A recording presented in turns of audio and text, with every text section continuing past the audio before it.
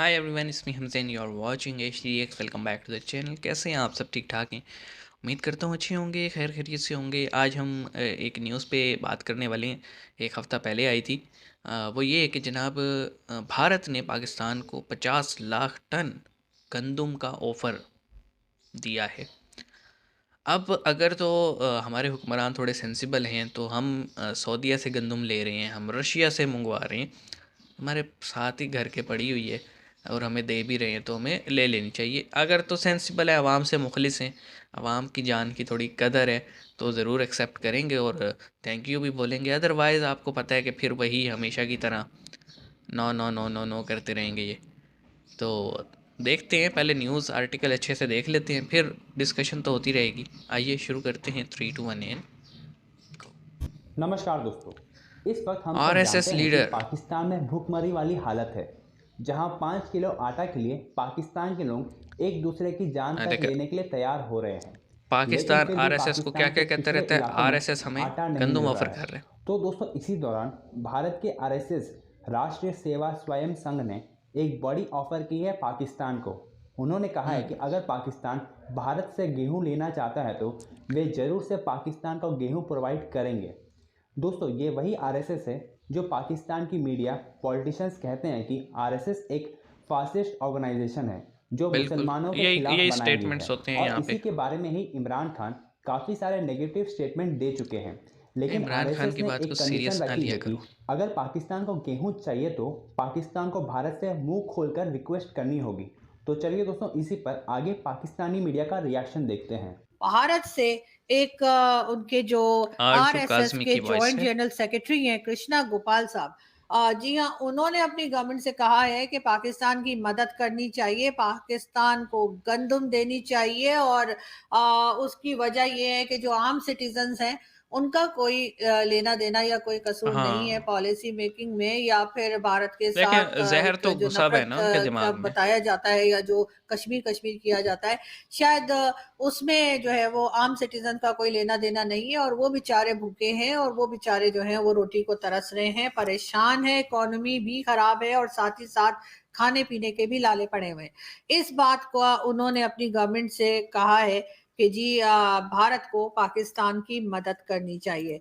बहुत शुक्रिया सर। मैं पाकिस्तान की तरफ से, पूरी कौम की तरफ से वैसे तो होना चाहिए, लेकिन मुझे नहीं पता कि हमारी कौम क्या कहेगी और गवर्नमेंट और एस्टेब्लिशमेंट क्या कहेगी, लेकिन कम से कम मैं अपनी तरफ से ज़रूर आपका शुक्रिया अदा करती हूँ कि आपने जो है पाकिस्तान के लोगों का सोचा और आवाज़ उठाई और पाकिस्तान के लोगों के लिए आपने बात की कि उनको भी रोटी मिले और उनके पास भी खाने-पीने की चीज़ें हों। आपने ये बात अपनी गवर्नमेंट से की। अब देखते हैं कि पाकिस्तान की गवर्नमेंट जो है वो क्या रिस्पॉन्स करती है। मगर बहुत से लोग ये भी कहते हैं कि जी पाकिस्तान जो है वो भारत से रिक्वेस्ट क्यों नहीं करता है मदद की।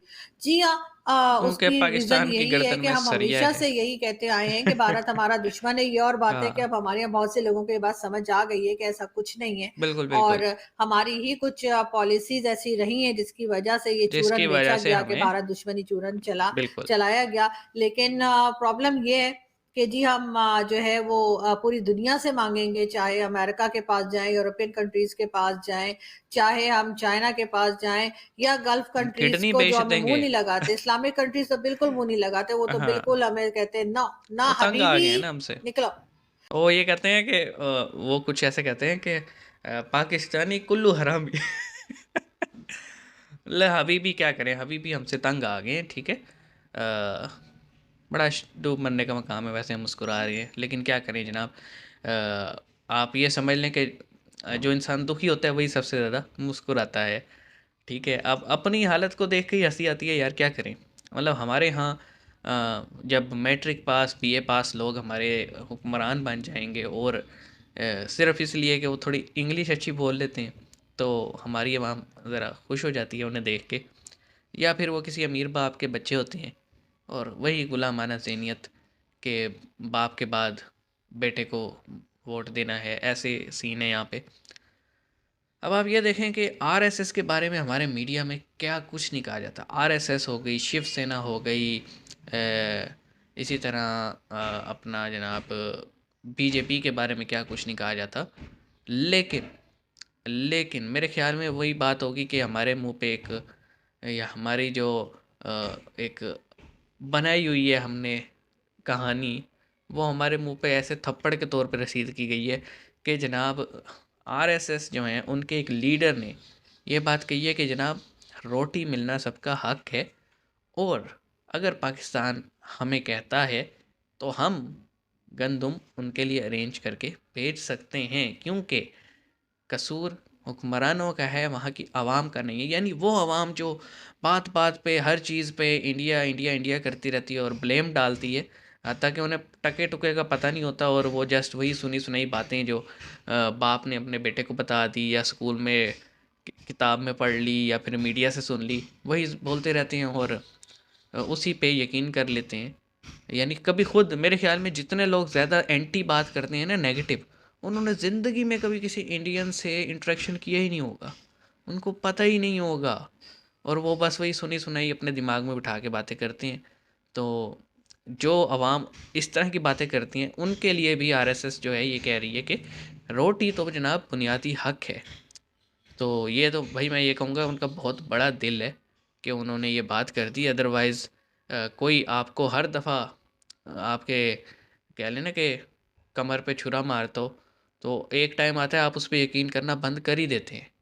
लेकिन ये मैं कहूँगा कि है, उनमें इंसानियत नाम की चीज़ है कि वो सिर्फ़ ये देखते हुए कि ये अगर जब पेट में अनाज आ जाता है तो ये हमें ही गालियाँ देते हैं, उसके बावजूद उन्होंने कहा इन्हें रोटी मिलनी चाहिए। तो मेरे पाकिस्तानियों, मीडिया पे सुन के उसे यकीन मान के या मस्जिद में इमाम से सुन के कि जनाब बड़ा जुल्म हो रहा है, बड़ा जुल्म हो रहा है, कोई जुल्म नहीं हो रहा।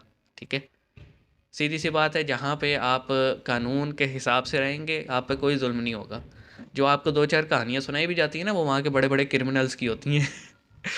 तो खुद एक्सप्लोर करें इंटरनेट को, लोगों से इंटरेक्ट करें सोशल मीडिया पे, और आपका नैरेटिव इंडिया को लेके बदल जाएगा। तो मिलते हैं नेक्स्ट वीडियो में, अपना ख्याल रखिएगा। सी यू गाइस।